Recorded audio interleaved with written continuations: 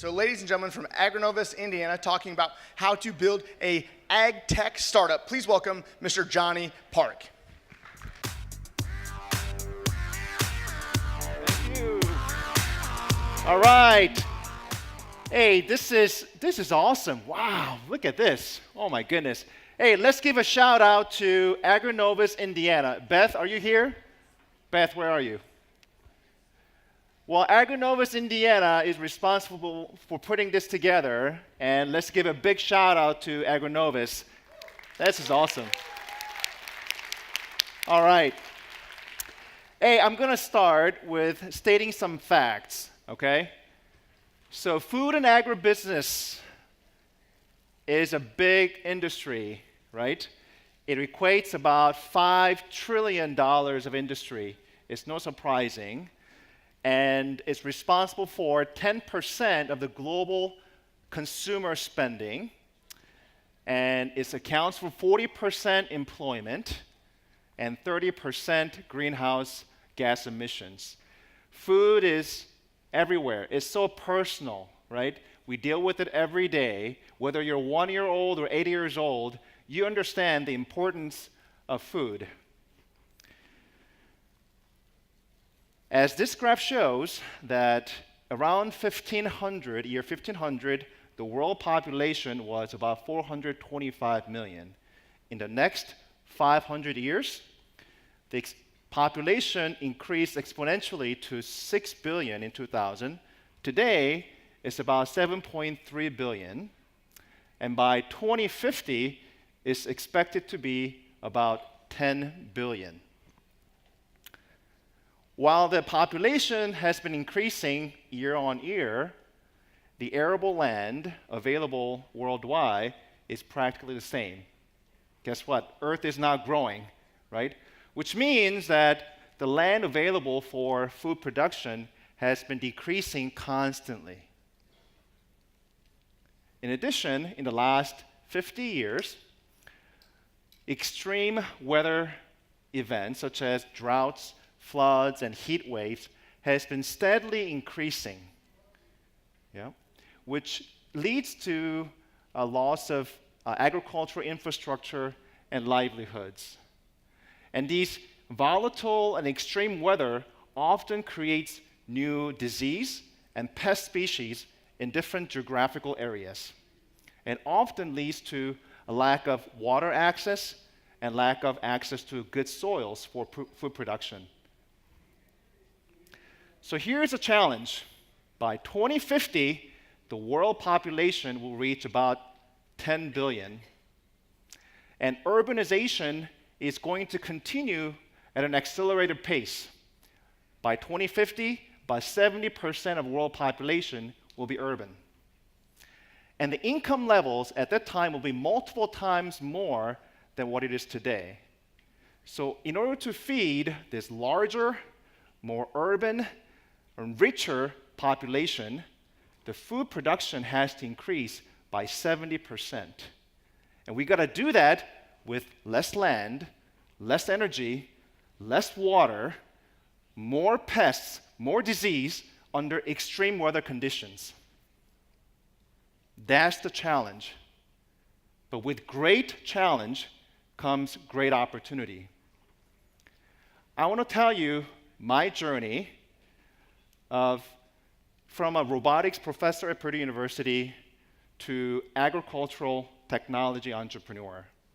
I came to Purdue in 1994, that's way before you guys were born probably, as an undergrad student, and I studied computer engineering, electrical and computer engineering.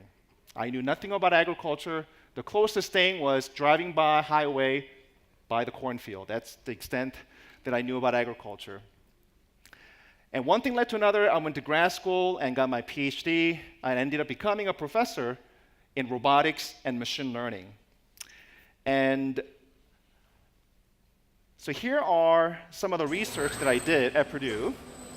So here is a robotic system that we built for Ford Motor Company. It's a vision-guided robotic system that can track objects in real time so that it can do assembly on the fly.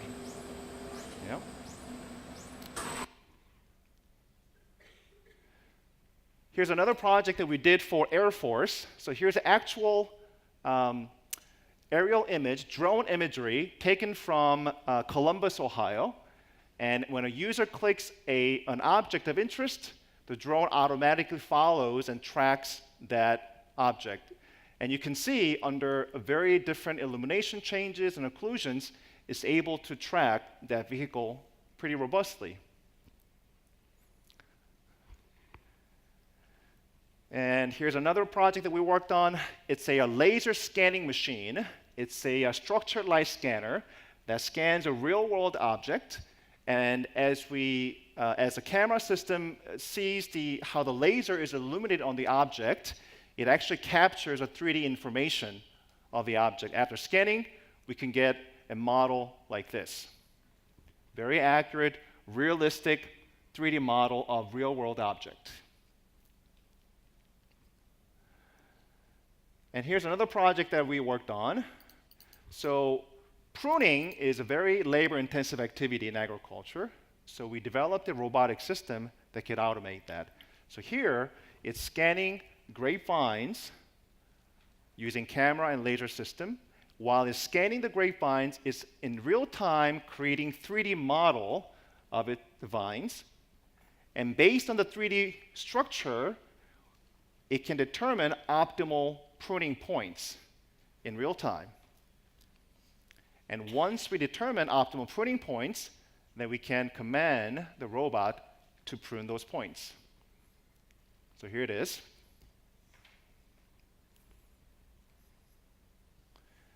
Here's a robot arm.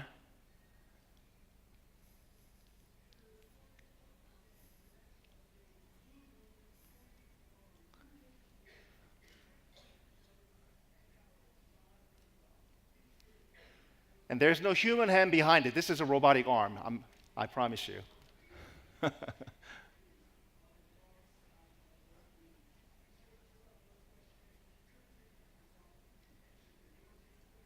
All right.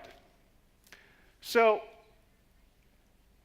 as I mentioned, I was a Purdue professor, knew nothing about agriculture, but back in 2005, Amy Tabb came to my office.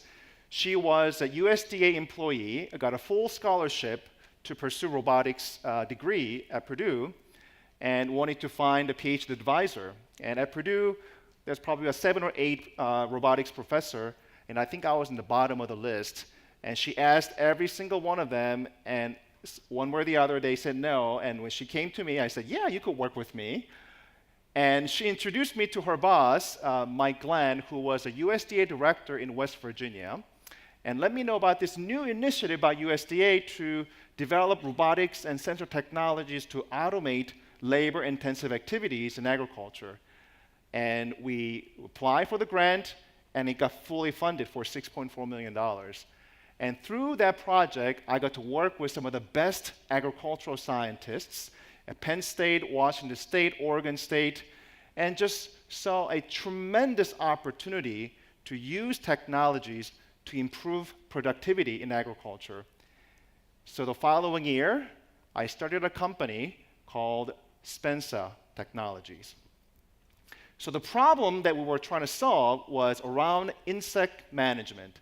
So today, about $60 billion worth of crops are lost due to insect damage.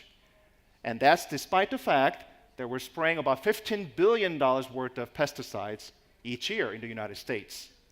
So if you go to an apple orchard today, you will typically see manual sticky traps, and farmers deploy about every 2.5 acres. And every week, there's a people actually going out to the field, finding this trap, open it up, count the number of bugs, write it down on a piece of paper, clean the bugs off, put it back up, and repeat that process for hundreds of traps out there in the field.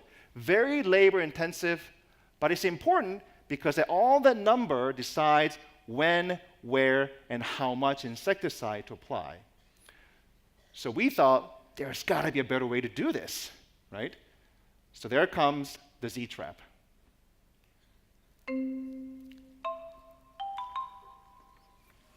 Introducing the Spensa Z-Trap. The Z-Trap system is a way for farmers to use smart insect traps to analyze and predict insect populations in their fields. Standard pheromones are inserted into the trap to attract the desired insect. With the new improved interface and cell connectivity, the units are easy to set up and begin monitoring for your entire season automatically. When an insect flies into the trap, it collides with electrified tines. The tines stun the insect, which is captured in the bucket below. The electrical impedance properties are measured. The onboard controller verifies if the impedance measurement is of the correct target insect and records the count.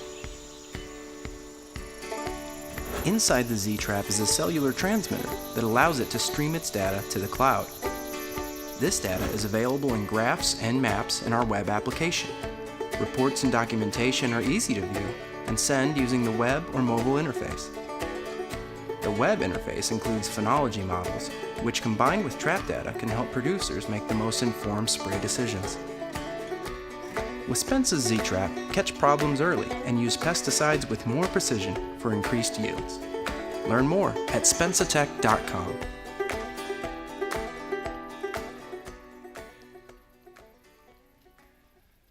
So it was that technology that allowed us to commercialize. So this is a picture of me and two co-founders of the company, Henry and Herman.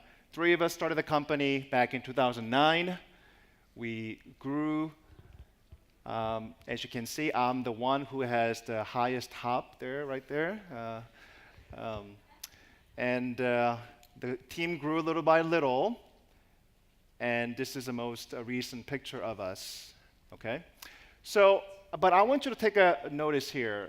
So about 90% of the people that you see here do not come from typical agricultural background. We have computer engineers, we have hardware engineers, we have data scientists, we have computer graphics designer, we have marketer, we have data scientists. So all those people are devoted to tackle the challenge in agriculture. I want you to think about that, right? 90% of the people you see over there do not come from agricultural background, but we're all devoted to tackle the challenge in agriculture.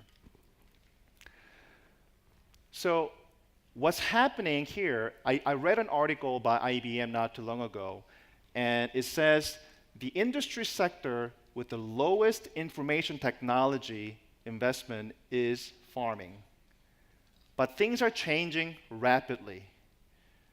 And precision ag is changing the way that we think of farms.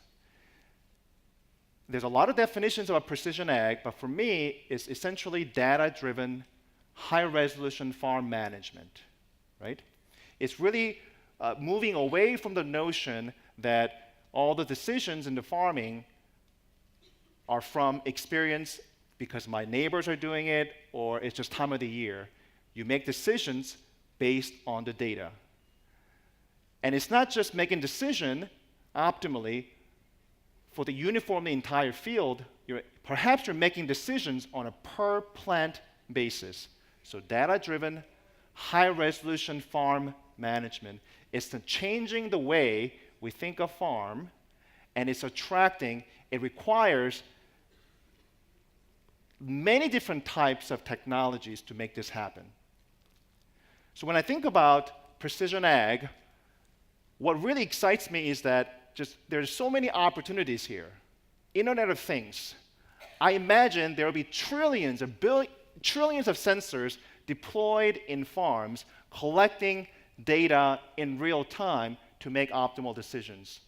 I envision there will be fleets of robots and drones in the farms in the future, making decisions, doing automated tasks that are labor intensive.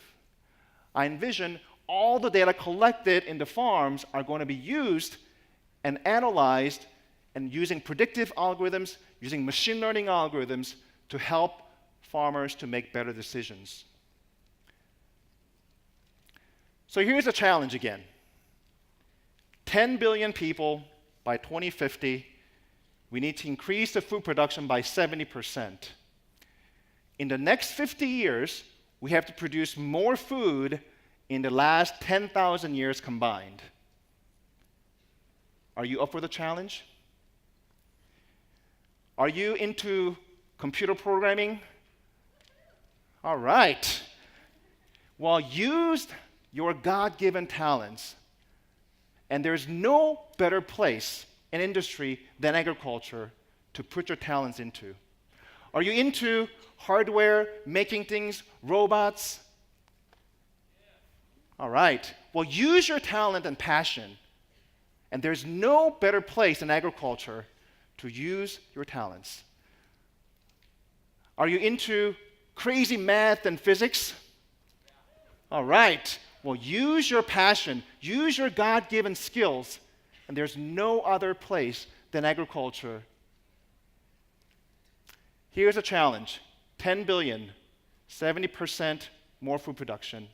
And the best thing about agriculture is that you not only get to use your talents and skill sets, but you get to make a difference, tangible benefit to the lives of people in this world. And that, nothing can excite me more. I hope you will join me in making this brighter agricultural future in this world. Thank you.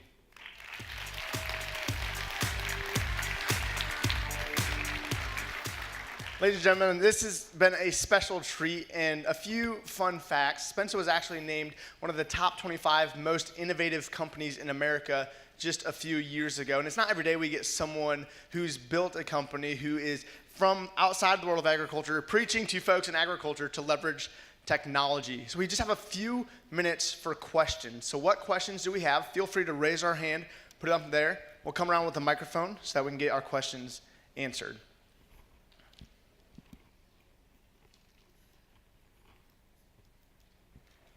We have a question right over here. How many job opportunities do you see for students within robotics in agriculture? Well, I can't quantify it, but there's a lot of need. There's robotics startups popping up everywhere. Back in about 10 years ago, it was very few, but now I see it popping up everywhere. And also, a wonderful thing is that people see opportunity, so the investors are paying a lot of attention in robotics field in agriculture. Raise our hand. Other questions?